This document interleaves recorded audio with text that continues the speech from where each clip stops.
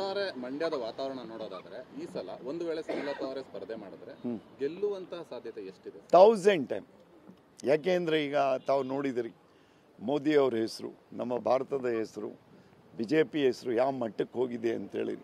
ಏಕೆಂದರೆ ಅಯೋಧ್ಯ, ರಾಮ ಜನ್ಮಭೂಮಿ ಇವೆಲ್ಲ, ಆಮೇಲೆ ಒಳ್ಳೊಳ್ಳೆ ಕೆಲಸಗಳು ಮೋದಿಯವ್ರ ಹೆಸರಲ್ಲಿ ಇಡೀ ಪುನಃ ಸರ್ಕಾರ ರಿಪೀಟ್ ಆಗುತ್ತೆ ಅಂತ ತಾವು ಹೇಳಿಕ್ಕೆ ಬಯಸ್ತಾ ಇದ್ದೀರಿ. ಇದಂತೂ ನಿಜ ತಾನೆ. ನಮ್ಮ ಮಂಡ್ಯನೂ ಗೆಲ್ಲುತ್ತೆ, ಅತಿ ಹೆಚ್ಚು ಬಹುಮತದಿಂದ ನಾವು ಗೆಲ್ತೀವಿ. ಯಾಕೆಂದರೆ ಮಂಡ್ಯದಲ್ಲಿ BJP ಹಸುತ್ತಾ ಇರಲಿಲ್ಲ, ನಾನು ಫಸ್ಟ್ ಟೈಮ್ ಗೆದ್ದದ್ದಂಥದ್ದು. ಆಮೇಲೆ ಎಲ್ಲರೂ ಅಲ್ಲಿ ಒಂದು 30-40 ಸಾವಿರ ಹುಟ್ಟಿನ ಮೇಲೆ ಬರ್ತಿರ್ಲಿಲ್ಲ ಜಿಲ್ಲೆಯಲ್ಲಿ. ಈಗ 1,85,000ಕ್ಕಿಂತ ಅಧಿಕ ವೋಟ್ ಬಂದಿದೆ. ಈಗ ಪ್ಲಸ್ಸು ಆಗುತ್ತೆ. ಯಾಕೆಂದರೆ ಯಾವೇ ಕ್ಯಾಂಡಿಡೇಟು ಏನು ಮೋಸ ಮಾಡಿಲ್ಲ.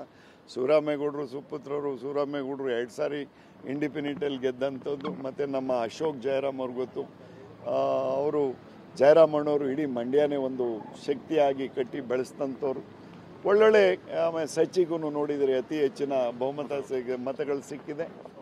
ಮದ್ದೂರು ಸ್ವಾಮಿಯವರು, ಅವರು JDSನಿಂದ ಮಳವಳ್ಳಿ ಮುನ್ರಾಜು ಅವರು, ಹೀಗೆ ಒಂದು ಶಕ್ತಿ ಬೆಳೀತಾ ಇದೆ, ಚಿಗುರ್ತಾ ಇದೆ BJP. ಸರ್, ಒಂದು ವೇಳೆ ಮಂಡ್ಯಗೆ ಪ್ರತಿನಿಧಿಸುವಂತ ಅವಕಾಶ ಸುಮಲತಾ ಅವರಿಗೆ ಸಿಗದೆ ಹೋದ್ರೆ ಏನು ಅನ್ನುವಂತಹ ನಡೆ ಬಗ್ಗೆ ಇಲ್ಲ, ಖಂಡಿತ ಸಿಗುತ್ತೆ, ಆ ವಿಶ್ವಾಸ ನಮಗಿದೆ.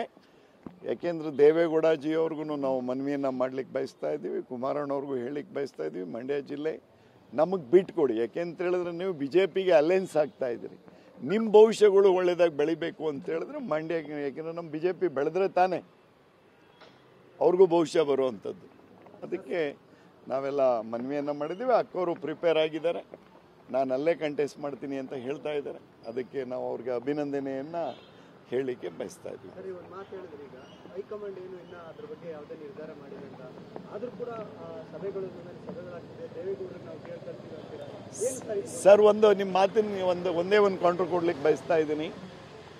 ಮೋದಿ ಅವರು ಕರೆದಿ ಮೇಡಮ್ ಅವ್ರು ಎಷ್ಟು ಸಾರಿ ಮಾತಾಡ್ಸಿದ್ದಾರೆ, ಅಮಿತ್ ಶಾ ಅವ್ರು ಎಷ್ಟು ಸಾರಿ ಮಾತಾಡ್ಸಿದ್ದಾರೆ, ಸಂತೋಷ್ ಜಿ ಎಷ್ಟು ಸಾರಿ ಮಾತಾಡ್ಸಿದ್ದಾರೆ. ಆಮೇಲೆ ನಮ್ಮ ಪಕ್ಷದ BJP ಪಕ್ಷದವರು ಬಂದು ಹೇಳಿದ್ದಾರೆ. ಆಮೇಲೆ ಲೆಟರ್ ಕೊಟ್ಟಿದ್ದಾರೆ, BJP ಜೊತೆ ಅಲೈನ್ಸ್ ಆಗಿದೆ.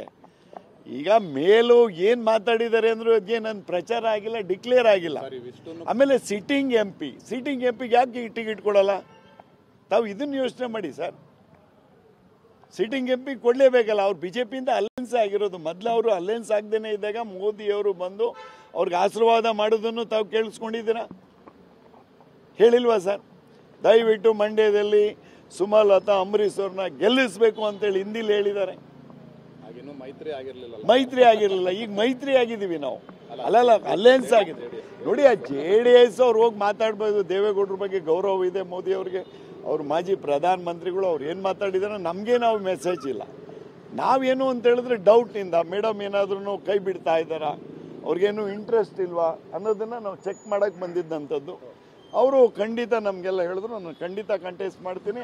ನನ್ನ ಶರೀರದಲ್ಲಿ ಉಸಿರಿರೋವರೆಗೂ ನನ್ನ ಮಗ ಮುಂದಕ್ಕೆ ಬರೋ ತನಕನೂ ನಾನು ಅಂಬರೀಷ್ ಅಣ್ಣವ್ರ ಹೆಸರನ್ನ ಉಳಿಸೋವಂಥ ಕೆಲಸನ ಮಂಡ್ಯದಲ್ಲಿ ನಾನು ಖಂಡಿತ ಮಾಡ್ತೀನಿ. ಅಂಬರೀಷ್ ಅಣ್ಣವ್ರ ಹೆಸರನ್ನ ನಾನು ಎಂದೆಂದಿಗೂ ಅಲ್ಲಿ ಬಿಡೋದಕ್ಕೆ ಸಾಧ್ಯನೇ ಇಲ್ಲ ಅಂತ ಹೇಳಿದ್ದಾರೆ.